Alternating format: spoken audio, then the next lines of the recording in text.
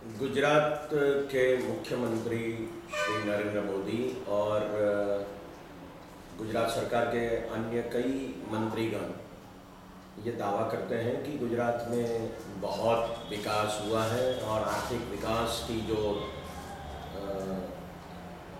एक तरह है, इसकी जो पैटर्न है वो गुजरात के जैसी कहीं नहीं है। गुजरात मॉडल, ऐसा भी कहा जाता है कि अगर इस मॉडल से अगर देश का विकास होगा तो बहुत अच्छा होगा। ये इस विकास के बारे में कई प्रश्नार्थ वैसे खड़े हो सकते हैं और मैं चाहूँगा कि हमारे देशवासियों ये बातें आप ठीक तरीके से सुनिए ताकि आपको पता चलेगा कि गुजरात में सचमुच किस प्रकार का विकास हुआ है। मैं सबसे पहले आपके सामने गुजरात के विकास के बारे में शिक्षा क्षेत्र में क्या हुआ ये आपको बताना चाहूँगा। मुझे लगता है कि गुजरात में जो शिक्षा क्षेत्र का विकास करने का जो दावा गुजरात सरकार कर रही है वो सचमुच में बहुत गलत है।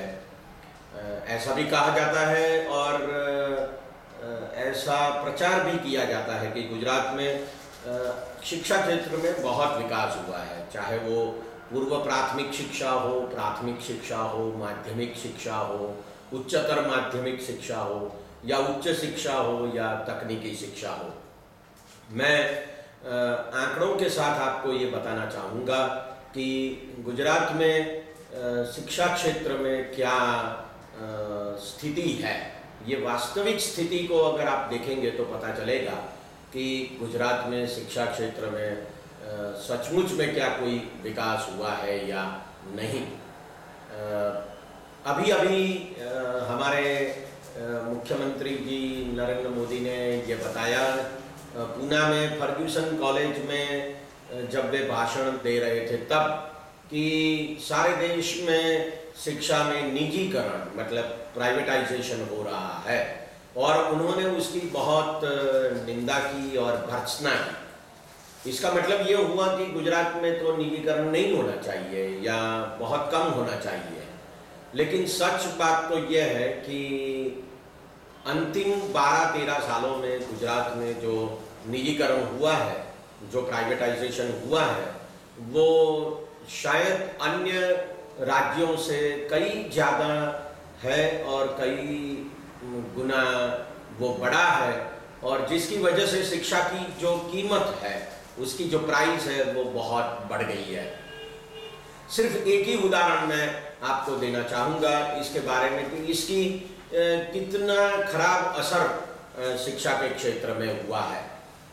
गुजरात की सरकार से चलने वाली या अहमदाबाद म्यूनिसिपल कॉरपोरेशन से चलने वाली जो मेडिकल कॉलेज है, उसका नाम है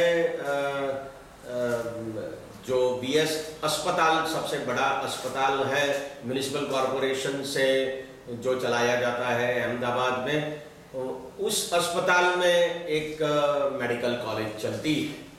उस मेडिकल कॉलेज में एक छात्र जो अभ्यास कर रहा था, इसने आत्महत्या की, क्योंकि मेडिकल कॉलेज में जो उनका दाखिला हुआ था तब भी फीस बहुत बड़ी थी और बाद में सरकार ने उसमें इतना बढ़ावा किया कि उस छात्र को ऐसा लगा कि अब वो फीस वो भर नहीं पाएंगे, उनके पिताजी के पास इतने पैसे नहीं है, तो इसीलिए इसी छात्र ने आत्महत्या की। और ये बहुत दूर की बात नहीं है, करीब 1 साल पहले की बात है। इसका मतलब ये हुआ कि फीस में बहुत बढ़ोतरी हो गई है और गुजरात सरकार ने अपनी कॉलेजेस में भी बहुत बड़े पैमाने पर फी में बढ़ावा किया है। ये तो मैंने एक उदाहरण दिया, लेकिन चाहे वो कोई भी क्षेत्र हो शिक्षा का, पूर्व प्राथमिक शिक्षा हो या प्राथमिक शिक्षा, उच्चतर शिक्षा या उच्च शिक्षा या तकनीकी शिक्षा, सभी क्षेत्रों में निजीकरण गुजरात में बहुत बड़े पैमाने पर हुआ है। मैं आपके सामने कई आंकड़े रखना चाहूँगा।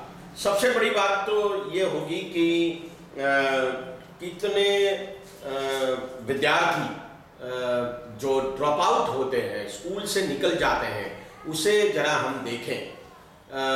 अंतिम 13 सालों में सिर्फ एक बार ऐसा हुआ था कि जब वित्त मंत्री गुजरात में नहीं थे तो मुख्यमंत्री जी ने खुद गुजरात की विधानसभा में बजट पेश किया था और उस बजट में उन्होंने ये आंकड़े दिए थे कि गुजरात में प्राथमिक शिक्षा में सिर्फ 11% और 15% ड्रॉप आउट रेट है, जबकि अगर आप देखेंगे तो आपको पता चलेगा कि ये ड्रॉप आउट रेट बहुत बड़ा है। जैसे कि 2013 में, मतलब इसी साल मार्च महीने में जो एसएससी और एचएससी की, मतलब 10वीं कक्षा की और 12वीं कक्षा की जो एग्ज़ाम ली गई, उस एग्ज़ाम में कितने बच्चे बैठे और फिर हम देखें कि ड्रॉप आउट रेट कितना है।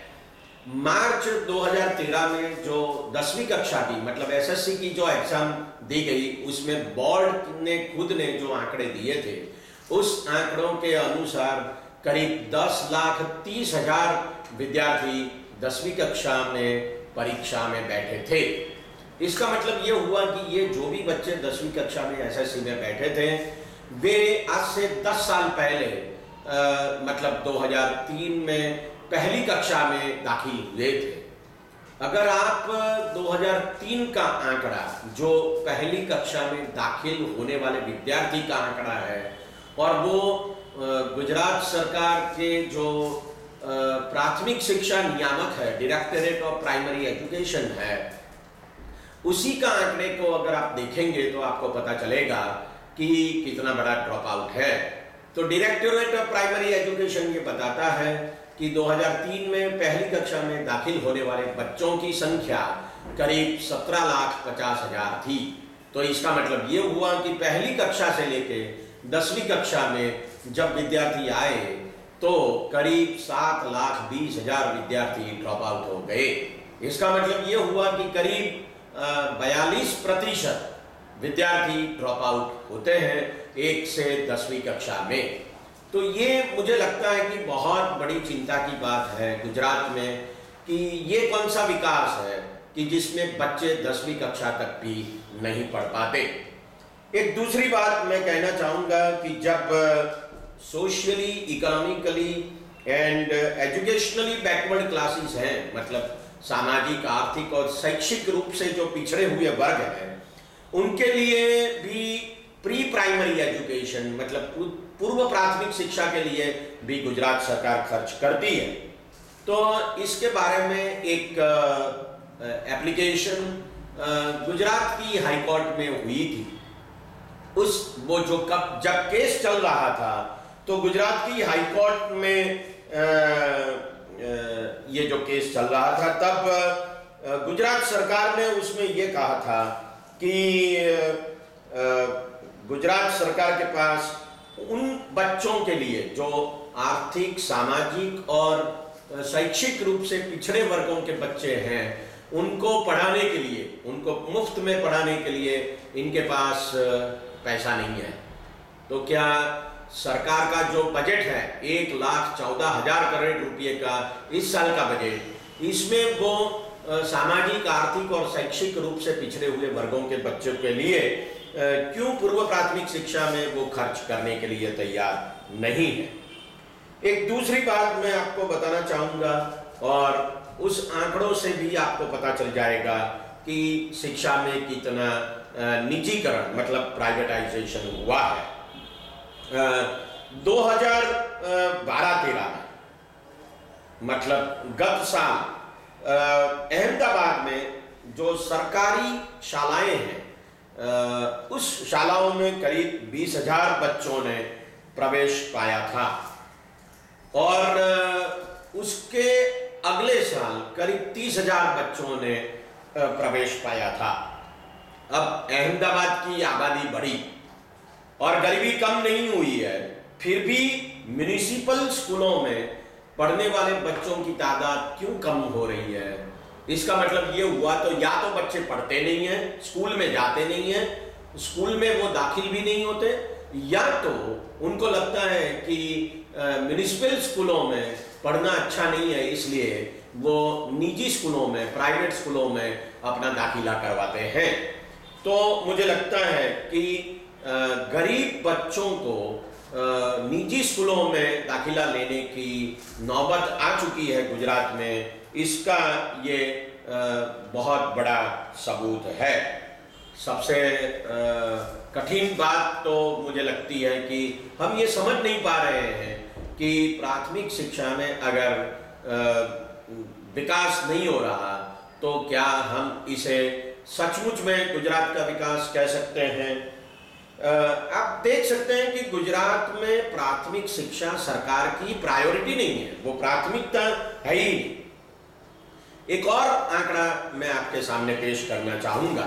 2005-06 में अहमदाबाद म्युनिसिपल कॉरपोरेशन की जो शालाएं हैं वो 541 थी 2005-06 में, और 2011-12 में वो कम होकर 464 हो गई। इसमें पढ़ने वाले बच्चों की संख्या जो 1,87,000 थी वो भी कम होकर 1,61,000 हो गई। जो भी शिक्षक वहां पढ़ाते थे उनकी संख्या भी 4,530 से कम होकर 4,005 हो गई। तो अगर सरकारी शालाओं में बच्चे कम हो रहे हैं, शिक्षक कम हो रहे हैं और शालाएं कम हो रही है, तो क्या इसका मतलब ये हुआ कि अहमदाबाद की आबादी कम हो गई?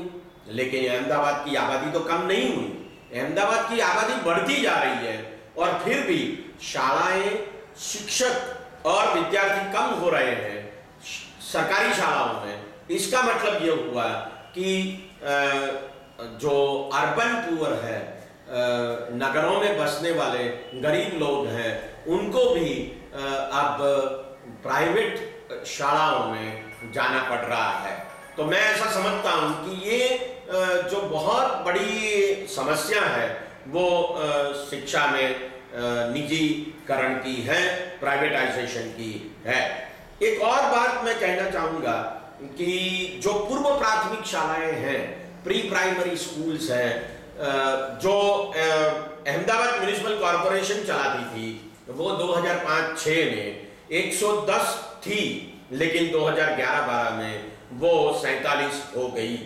और वहां भी जो शिक्षक थे उनकी तादाद 4,768 थी, वो कम होकर 1,300 हो गई। तो इसका मतलब ये भी हुआ कि पूर्व प्राथमिक शालाओं में भी बहुत बड़े पैमाने पर प्राइवेटाइजेशन हो रहा है। आपको जानकर ताज्जुब होगा कि जो शालाएं हैं वहां बच्चों के लिए सुविधाएं भी नहीं है। जैसे अहमदाबाद म्युनिसिपल कॉरपोरेशन की जो शालाएं हैं वहां 464 शालाओं में 1,60,000 विद्यार्थी अभ्यास कर रहे हैं, लेकिन उनको बैठने के लिए जो बेंचेस होनी चाहिए वो भी 22,000 कम है। तो मुझे लगता है कि क्या अहमदाबाद म्युनिसिपल कॉरपोरेशन के पास या गुजरात की सरकार के पास बेंचेस के भी पैसे नहीं है ताकि वो बच्चे पढ़ भी ना पाए अपनी प्राथमिक शालाओं में। जो उच्चतर माध्यमिक मतलब हायर सेकेंडरी शालाएं हैं उसमें दिसंबर 2011 में करीब 43,000 शिक्षक नहीं थे, मतलब कम थे। एक शिक्षक अगर रिटायर होता है तो तुरंत दूसरा शिक्षक अपॉइंट होना चाहिए, उनकी नियुक्ति होनी चाहिए, वो नहीं हो रही। इसका मतलब यही है कि बच्चों की शिक्षा के ऊपर ज्यादा ध्यान नहीं दिया जाता और गुजरात सरकार को इस प्रकार की व्यवस्था करने का कुछ दिमाग में आता ही नहीं है।